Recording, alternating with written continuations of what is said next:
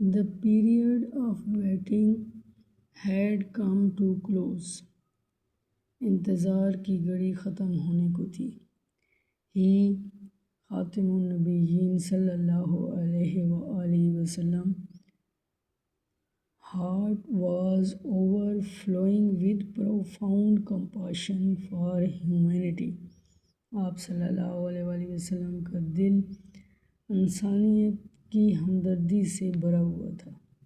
He خاتم النبیین صلی اللہ علیہ وآلہ وسلم had a pressing urge, دبی ہوئی خواہش to eradicate wrong beliefs, social evil, cruelty and injustice. آپ صلی اللہ علیہ وآلہ وسلم میں سماجی برائیاں، غلط عقائد، ظلم اور ناانصافی کو ختم کرنے کی شدید خواہش تھی. ایک دبی ہوئی شدید خواہش تھی. The moment لمحہ had arrived پہنچ چکا تھا when he was to bestowed with نبوت جب ان کو نبوت سے سرفراز ہونا تھا. One day ایک روز when he was in the cave of Hira وہ غار ہیرا میں تھے. حضرت جبرائیل علیہ السلام حضرت جبرائیل علیہ السلام آئے and conveyed to him the following message of اللہ سبحانہ تعالیٰ. اور آپ صلی اللہ علیہ وآلہ وسلم کو اللہ سبحانہ تعالیٰ کا یہ پیغام پہنچایا. ریڈ پڑھیں in the name of the Lord اپنے رب کے نام سے.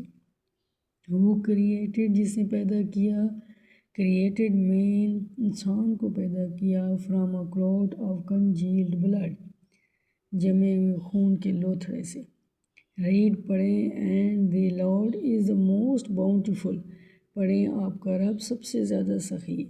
Who taught the use of the pen جس نے قلم کا استعمال سکھایا.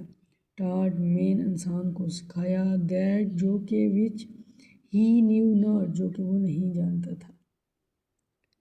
The revelation of the divine message اللہ تعالیٰ کا الہامی پیغام which continued to the next 23 year جو اگلے 23 برس تک جاری رہا. had begun شروع ہو چکا تھا، اس کا آغاز ہو چکا تھا.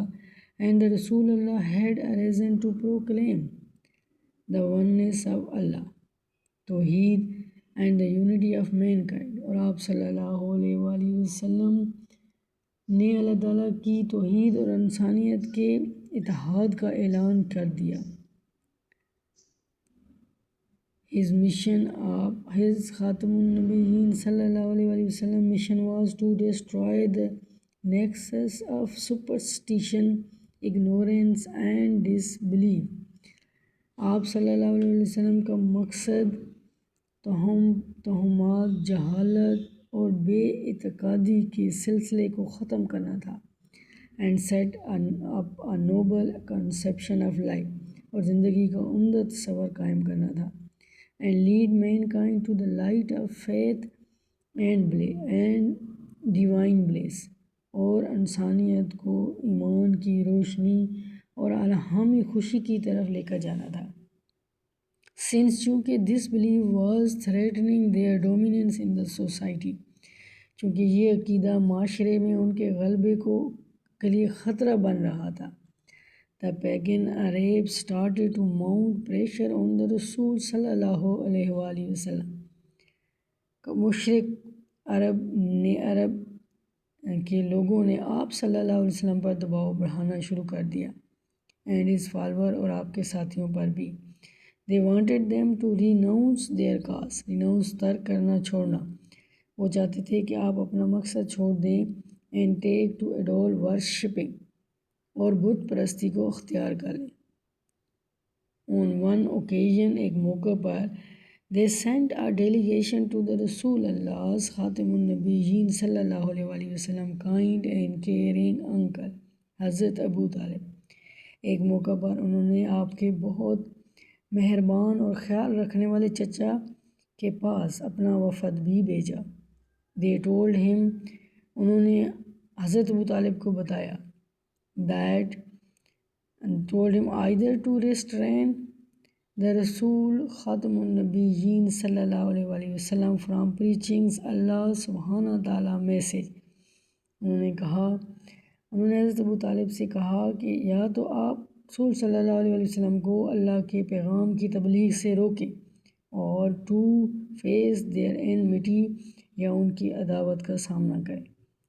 Finding himself in a dilemma، خود کو الجھن میں پاتے ہوئے he sent for his nephew، sent for بلا بھیجا، انہوں نے اپنے بھتیجے کو بلایا، یعنی آپ صلی اللہ علیہ وسلم کو بلایا اینڈ ایکسپلین ٹو ہم دا سچویشن، اور آپ کو ساری صورتحال بتائی.